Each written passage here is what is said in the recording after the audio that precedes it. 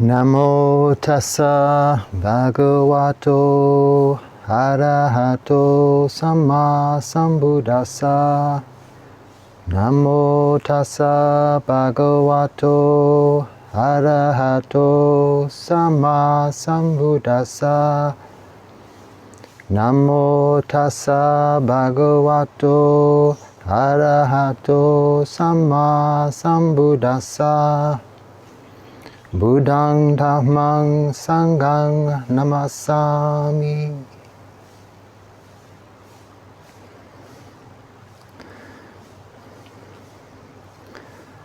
Who are our teachers? Where are our teachers?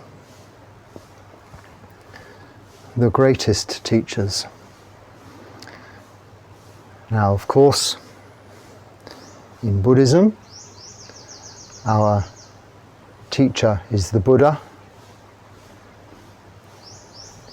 His teachings are his legacy, the Dharma,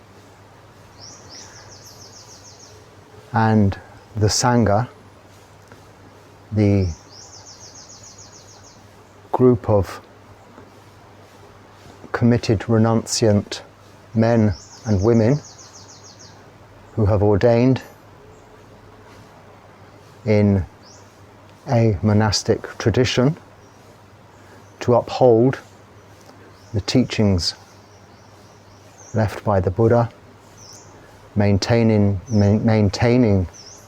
the rules or guidelines and trainings as set by him and his immediate disciples over many years of practice and trial and error. We have that expression, you try and sometimes you don't succeed, you try again. And sometimes we try, we do something wrong, and we learn by our mistakes. But we're fortunate in Buddhism to have been left a very simple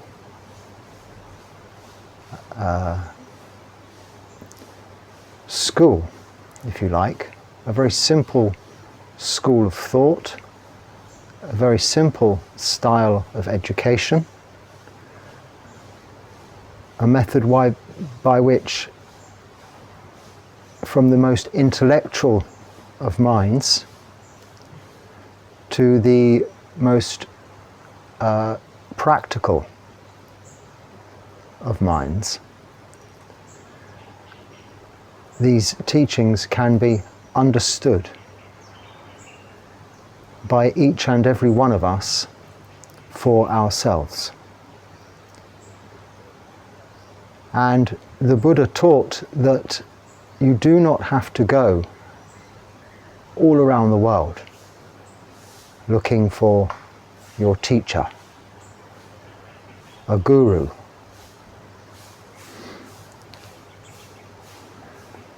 A master. You do not have to travel to the ends of the universe. No.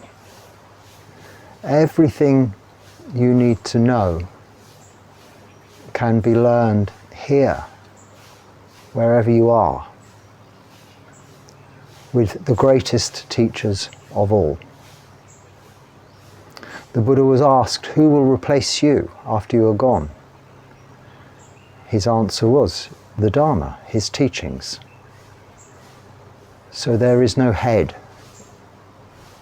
of Buddhism that replaced him, just the Sangha, the order of monastics, to continue throughout the generations, millennia, in fact, 2,566 years,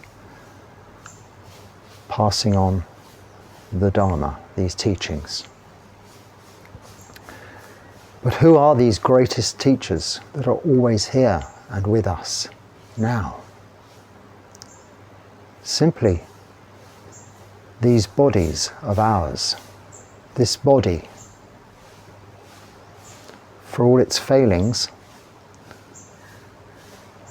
it is there as our greatest teacher. And these minds, these thinking minds of ours,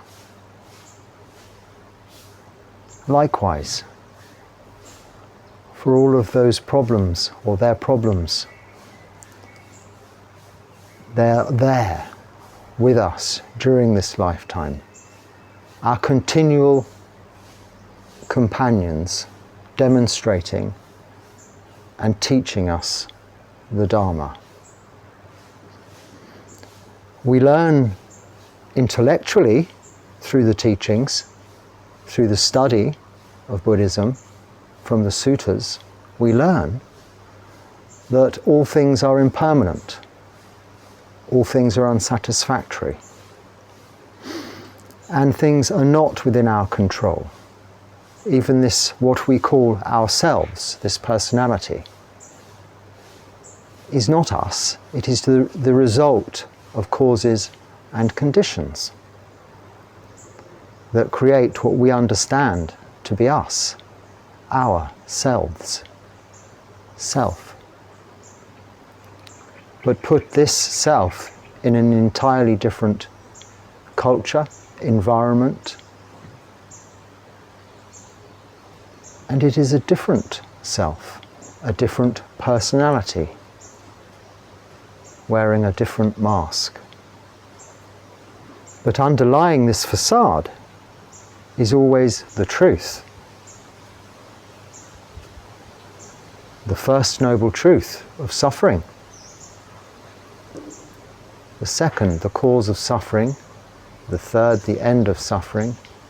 And the fourth, the path leading to the end of suffering. My answer to someone sitting at a roadside chai shop in India once, he asked a question and my answer was just this: well, it is because there is suffering, a cause of suffering, an end of suffering, and a path leading to the end of suffering. And his reply was, well, we all know that Four Noble Truths and Noble Eightfold Path, basic Buddhist stuff. He said, but what about this and what about that? And he went on into quite a rant and a rave about some intellectual matters which I didn't really understand where he was coming from.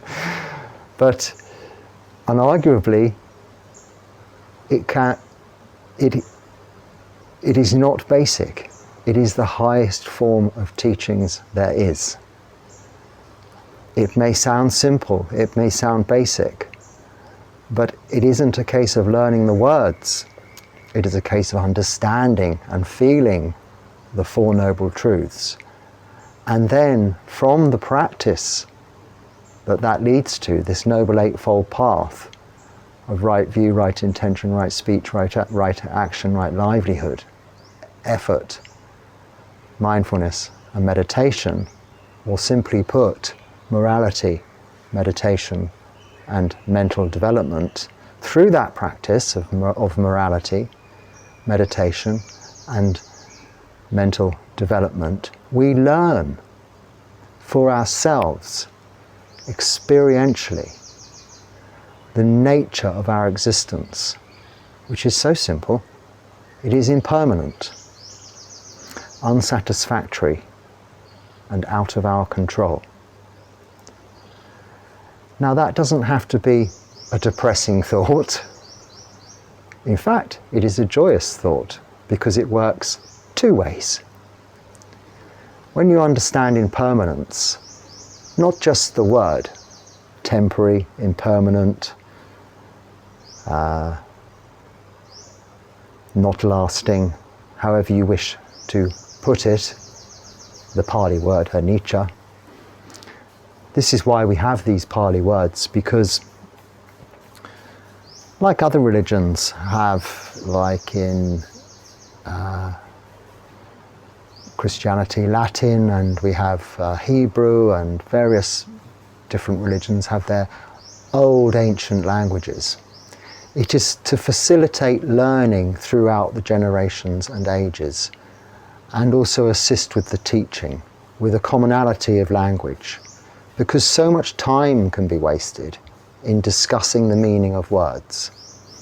We could have videos after videos, or discussion groups after discussion groups about the simple meaning of the word dukkha.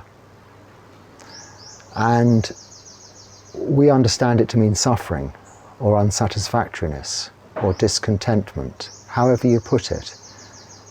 If you spend too much time on the discussion of the meaning of the words, you're not really getting to the heart of the feeling.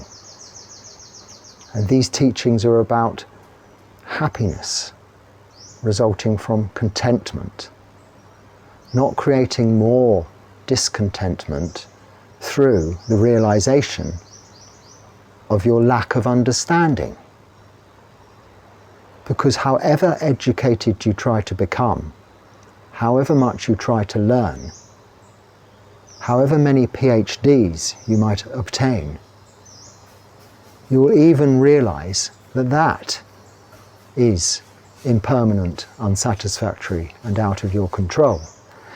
There are only so many qualifications you can get before you age, get sick, and die.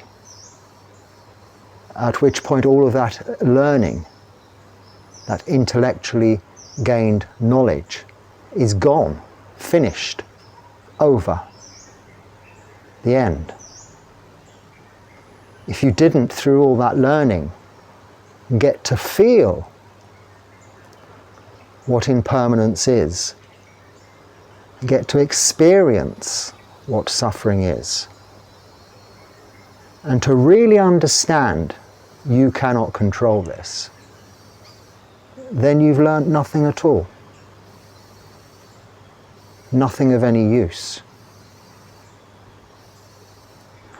But where this is twofold, this understanding of impermanence, anicca, is that, say you have a pain, the very understanding of its nature, impermanence, means you don't have to worry about it. A simple mosquito bite is a simple mosquito bite. Scratch it, it becomes something more. But when you know how impermanent that irritation is, and if left will go away, anicca, you do not scratch it.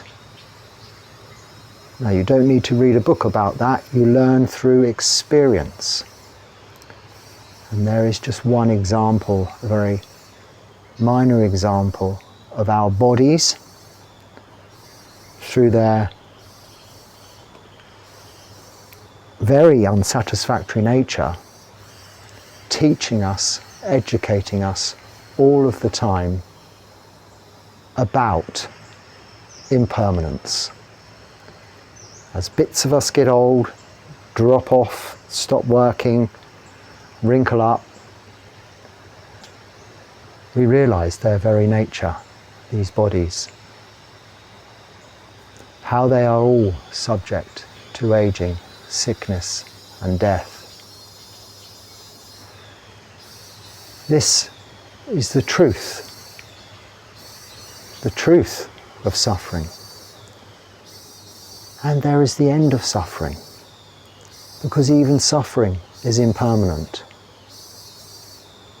And this doesn't need to be through the end of this lifetime, through annihilation. No. Excuse me, I move back a little bit because I'm getting flies. If I get in the fan, I won't be suffering so much. But we can put up with so much more when we understand its impermanent nature and let go of that desire to scratch, or that desire to get rid of, or in other words, that aversion or hatred. Similarly, when we're really enjoying something, sitting here, you can't see, but through the trees there I can see the sun glistening on the sea. I'm in a beautiful vista, I think you'd call it, viewpoint, albeit with some uncomfortable conditions such as heat, insects, and these noises which are beginning to sound like chainsaws now are cicadas. In fact, I think a prehistoric insect that has been around for so many billions, I think, years longer than humans. So who are we to complain about them? You get used to it. You notice when they stop, like the refrigerator. However, when we're enjoying something and we're getting attached to that enjoyment, then when it's gone, we start to suffer. But when we understand that all things, the ice cream you're eating, the cold drink you're drinking, will finish, when you understand that, through that understanding of anicca, the nature of impermanence, then it isn't so disappointing when the inevitable happens. So in essence, this education, this knowledge, softens both the harsh and the good, or the bad and the good. It softens the pain and the pleasure, not to detract from the pleasure and not to eliminate the pain, but to, with understanding, with this foundation of education, not through a bachelor's or whatever degree or qualification you have, but through experience and understanding the real truth. Through that, you have attained to a very high level of understanding and education. And each and every day, by their very infallible nature, these bodies are teaching us suffering through discomfort, through the need for all sorts to maintain them, to keep them going, eating, cleaning, going to the toilet, repairing, moving, sleeping, everything that needs to be done to keep these bodies working smoothly. And then even then, aging, sickness and death is inevitable.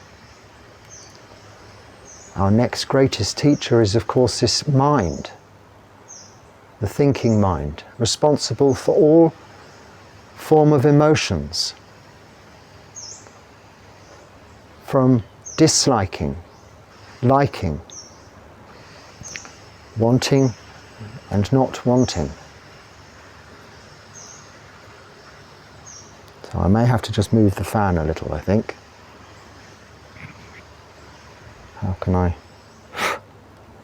Yes, I will have to just move the fan a little. Excuse me. Because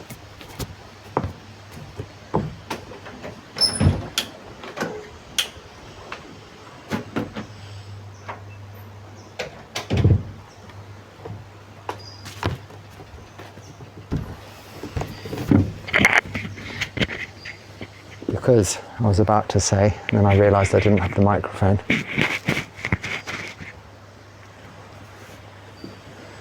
Talking with flies going in your eyes is not very nice. So it's a reminder. We have this little sort of jokey thing, I suppose, in monastic life. Ajahn this, ajahn that. Ajahn means teacher here in Thailand, and renowned and monks from around the world. It's often used the term globally nowadays, Ajahn. It's actually a monk who's been a monk for more than 10 years and considered a teacher. But we have phrases like Ajahn mosquito, because you see the mosquito teaches us so much. And there we have Ajahn fly there. I think, I don't know what the kind of creature that is, because it's not a mosquito, but they're little flies that like going in your eyes because they're moist, I suppose. They go in your eyes for a little drink. It's not very nice. You have flies that go in your eyes, flies that go in your ears, and flies that go up your nose. Different kind of flies for different orifices. And these orifices are continuously giving us trouble, leaking, and a reminder of the very nature of this physical body and existence. So a great teacher indeed. Now the mind, its companion. So we have these two great teachers. And as the Buddha said, not having to travel all around the world or to the ends of the universe, when within this body itself and mind is everything you need to know, everything you can learn experientially, here and now, if only you stop wandering, stop traveling, stop looking, stop searching, stop seeking. We call it this Noble Eightfold Path, implying it's a path leading somewhere, but it is leading right here and now to understanding. Now, of course, there's nothing wrong if you can and you are able and you want to travel, as long as you understand you are traveling. I am a monk, I have travelled to this place and that place before, and many other places. I was travelling, not seeking.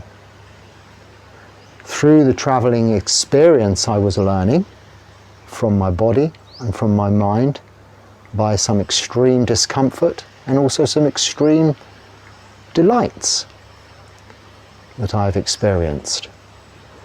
And our minds are what are the forerunners of all experience in the body, because the mind's emotions, as we experience, all have corresponding physical partners, counterparts, if you like. So for instance, if you feel fear and anxiety, you will experience this feeling around your central torso or your solar plexus. You maybe have sweaty palms, sweaty armpits. You'll experience this feeling of heat in your body, which is all as a result of anxiety arising in the mind. And it is just by sitting and understanding this that we are learning. We are learning what the Buddha taught, the Four Noble Truths, and the nature of existence. Impermanence. As soon as I stop talking, it goes. Unsatisfactoriness, and things being out of our control. So these are our teachers, to be revered and honoured. We must look after them. We must look after our bodies by keeping ourselves healthy, but we don't have to make them super fit, and we must look after these minds. And all of this is again left to us how to in the teachings of the Buddha through the Noble Eightfold Path, by keeping moral virtue, sila, and by practicing meditation. You are in turn developing wholesome mind states and reducing unwholesome mind states. And this is keeping both the body fit and well, and for as long as possible free from dis-ease, and the mind calm, peaceful, tranquil. And we can also spend time with teachers to point us in this direction. But they don't also have to be very wordy. They don't have to say much. I'm fortunately living with two, apart from my body and mind, with two ajahns here at the monastery, and one other monk, and a samanera, a novice monk. And really all three of them are my teachers. The two ajahns in namesake, because they are ajahns. But none of them speak English. So how do I learn? Well, I'm living with them. And if you ever want to learn about somebody, you just need to live with them for some time. Now, I've only been here for 3 months, but we do the same each and every day. We don't have much contact, but when we do, it is interactive, as we are part of a team of 4 monks and our novice. And very quickly I saw that I had a lot to learn. Initially there were some admonishments, some actual, no, you don't do it that way, you do it this way. These are cultural differences, slightly different things about how we wear our robes, fold our robes here to how we might do the same in India, for instance. How we wash our bowl, dry our bowl, you know, these little minor things. But more importantly, I saw very soon, very quickly, especially in our daily interaction of going into town, to the village first and then to the slightly bigger village but town, for our food collection, alms round. I saw very quickly, because we walk in a line, I follow. At first it was just the 2 ajahns and myself before the other monk arrived. I followed them. They go the most senior to next to me, most junior, and then the novice. Just in their mannerisms, the way they walk, the way they don't talk or have any interaction with the people other than simply receiving, and somehow, very gratefully, without saying anything, receiving the alms we're given, the food. Now we have in the Patimokkha, in our training rules, as part of the Vinaya, 75 of those rules, the majority of which are about that, how we walk into town on alms round and back. But you don't need to even know those intellectually if you have the privilege of living with such people whom are actually practicing doing that.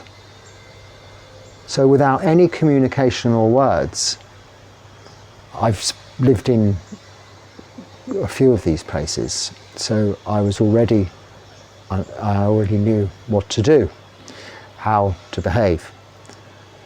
But to see it daily and experience it daily with other people also practicing, but practicing it very, let's say, very well, very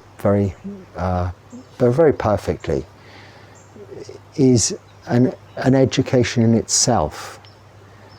And they are 2 ajahns of completely different personality types, but in terms of the Vinaya, the same. And in terms of, I mean, I won't go into what I would guess or anticipate or imagine, let's say, their levels of attainments are, but you can fully appreciate they are very different to other people you might just meet in the course of your life. They're very clearly senior Thai Forest masters, let's say, teachers. And without any words at all, through the limited interaction during the course of each and every day, I have been very fortunate, and am continuing to be very fortunate, to learn each and every day directly from them. But then taking that on board into my heart, and through that experience learning, but understanding and really knowing. So that not only does this activity, these continual activities of body, speech and mind, reinforce the Buddha's teachings, but they reduce part of the major hindrances or defilements, let's say, that are affecting our lives, and the result is the suffering. So they reduce this cause of suffering. So when you are aware and have the knowledge of the impermanence of pain, the desire to get rid of the pain is considerably reduced. When you are fully understanding of the impermanent nature of pleasure, the desire for that pleasure, or the craving, let's say, because it's okay to have desire, but craving is slightly different. It is a I must have grabbing, rather than, well, if it comes along, enjoy it. Whilst it's here, and when it's gone, it's gone. Different. This craving is reduced. So this education from these kinds of teachers is what we're looking for. And what we're looking for in a teacher, other than our own bodies and minds, is the experience of seeing someone, being in the presence of someone you would like to be like. If you see someone living a life, acting in a way in accordance with your beliefs and understandings of goodness, you no doubt will think, that's a good person and they're very happy, I'd like to be like them. And they're the kind of people that can teach you the most, because they're already doing what you're wanting to learn to be able to do. And they're already showing you the results. Oh no, I've got the rats. the results of that practice, or their actions, by their contentment and their happiness. And this is truly learning the Dharma from teachers that are available to you in your body and your mind. If you're able to go on retreats or visit monasteries and spend time with people whom don't have, they're the same as you or I or lay people or other monastics, but they're people with less of these defilements. The defilements are greed, hatred and delusion. Greed is real craving, wanting more of. You can never get enough. And hatred is aversion, not wanting what you've got. And delusion is just simply not understanding the impermanent nature of things, the inherent suffering in everything, and the fact that things are not within your control. Ignorance, if you like. So when you meet people with less of those defilements, you know when you're living with them. But then also you will meet people with more of those defilements in life. So even in the monastery, another monk will come along and be there for a while, or a short while, or a long while, who may not fit into what your idea of how you would like to be is. They may even not be what your idea of behaving in the right way is. So they could be considerably annoying. Now, is that a problem? It's only a problem if you allow it to be. But if you see that as another opportunity to learn, to develop patience and endurance, like with this fly or a mosquito, eventually you will not be suffering from this problem. So for the time being, patiently endure it. After all, it isn't that bad. If someone is not behaving as you think they should, it isn't your problem. It may be their problem, or it may not be. It isn't for us even to judge. But where it becomes a problem is if you want to try and either get away from it or change it.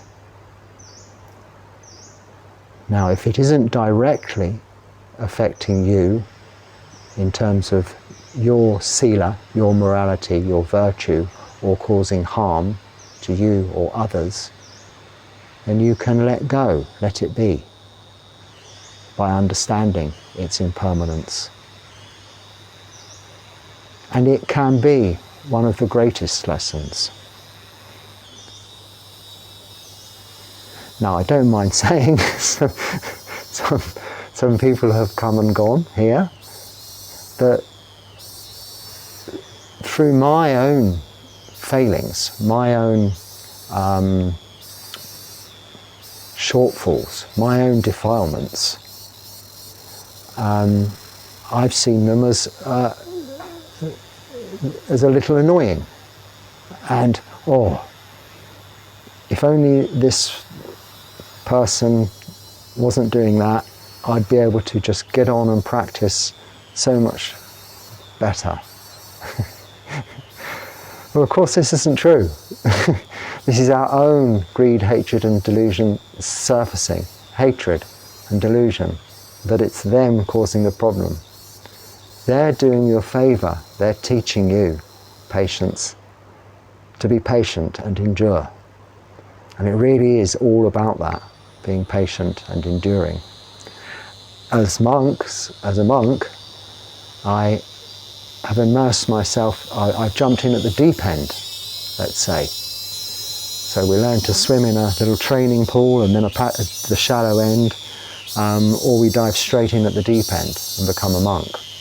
And you're going to flail around a little bit until you can float and learn to swim. And as the water gets a bit, some currents come along, if you haven't developed a strength in your swimming, then you can be easily swept away in the river or the ocean, not so much the pool there, but you understand what I'm saying. So you're developing in your own practice the control over these root defilements of greed, hatred and delusion through learning from your teachers in the body and the mind, and those that you would like to be like, copying them, emulating them, being like them, watching, seeing. Then when something comes along that you don't like, you don't have to run away from it or try and change it. You can accept it. And in acceptance, you're also letting go, because you are letting go of your aversion. You are letting go of your aversion to the situation. And by letting go of your aversion to a situation, the situation is no longer your problem. It is purely an external problem. And where we have all of the answers and all of the education we need internally, in these bodies and these minds, we really don't need to worry about what is happening externally. If there is something externally going on that is of benefit for you to learn from, either people of a positive and encouraging nature through good actions of body, speech and mind, or people of a negative and discouraging nature through bad actions of body, speech and mind. Either end of the spectrum, it's okay. It's all educational. But you could be in a very neutral, uninspiring environment. But you are still each and every day experiencing within this body the teachings of anicca, dukkha, anatta, impermanence, suffering, and it being completely out of your control, and how your mind is reacting. Now finally, this is the thinking mind with all of its wanting and not wanting, its liking and disliking, all of its greed, all of its hatred, all of its delusion, obscuring, hindering the view, the clarity that you need to see the true nature of existence. But when we look at it and see it like that, clearly, from the simple original teachings of the original teacher of the Four Noble Truths and Noble Eightfold Path, you can let go of everything else that thinking mind has tried to bring into the equation.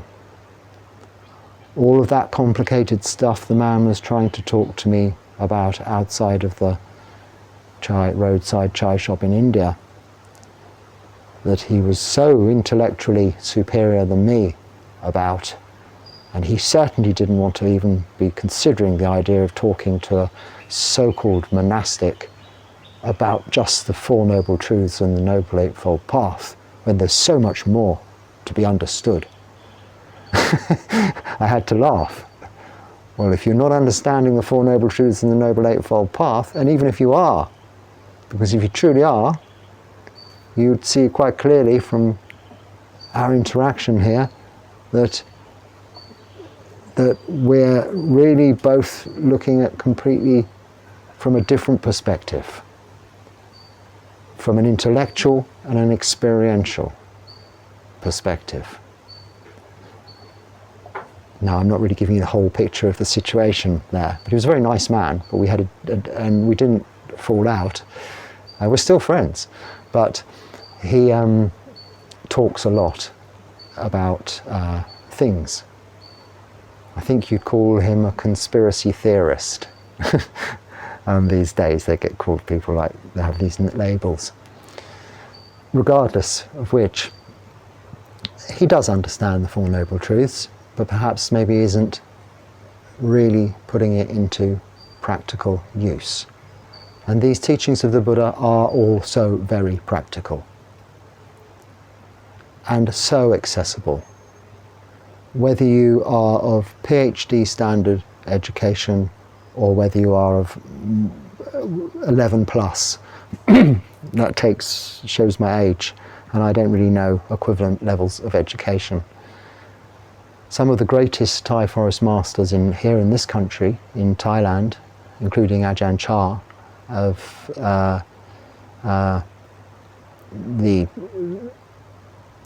this particular lineage, was really just school educated. This is it, simple, very, I'm not sure what's standard, what level, education. But one of the greatest teachers in modern day history on Dharma. And this is very commonplace here in this country and many other situations and places and in different religions around the world. Because we're all human beings, we're all living together, we all want to be happy. But then, what is learning from this teacher? It's all well and good me saying, well, your greatest teacher is your body and your mind. But then if the mind is the teacher, what is learning? It's the thinking mind that is the teacher. What is learning is the heart mind, or the citta. C-I-T-T-A. This knowing quality. What observes, witnesses, experiences these emotions of happiness, these emotions of sadness. This is experiencing, is seeing but not experiencing those emotions. It is witnessing but not experiencing these emotions. It is knowing. When there is pain in the body, it is knowing there is pain in the body. Seeing through experiencing this pain in the body that it is that, just that. And this is what is being educated and very slowly developing a reduction or reducing these defilements of greed, hatred and delusion, these attachments to this very body and this thinking mind. So like the driver of a car, very attached to this car, as the driver realizes this car is getting older and older and less effective, not working so well as time goes by, becomes less attached to it, and would generally speaking move on to another car, get a new car, like the cheetah moving in rebirth to another body. Or it may realize that there is, what is this need to be driving here and driving there, when one can stay in one place and simply stop, watch and observe, and be calm, at peace, tranquil. Now there are no words to describe Nibbana, particularly, many books of volumes and volumes on the subject. But it is out of this conditioned environment of this world. Our thinking minds are experiencing through seeing, hearing, smelling, tasting and touching and thinking all of our waking hours.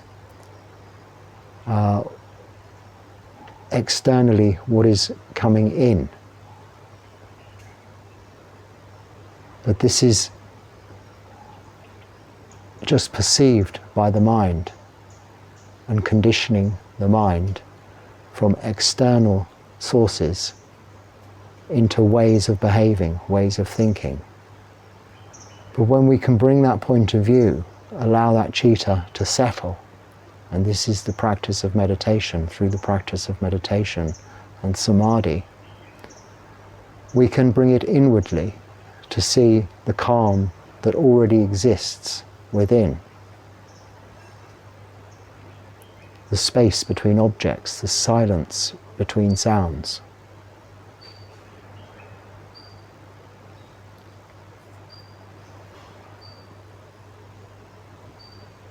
This is the Dharma. So be with your teachers all of the time. When you tread on something and it hurts your foot, let that be your lesson. Not, oh, I mustn't tread on that again because it hurts, but, this is pain.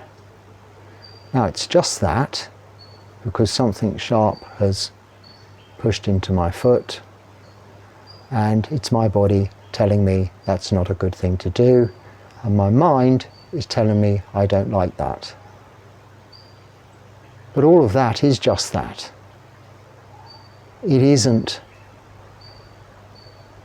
an experience that needs to change your life or affect you. it isn't an experience you need to react to, other than to move your foot away or not do it again. Nothing more needs to be said or done. And this is called equanimity,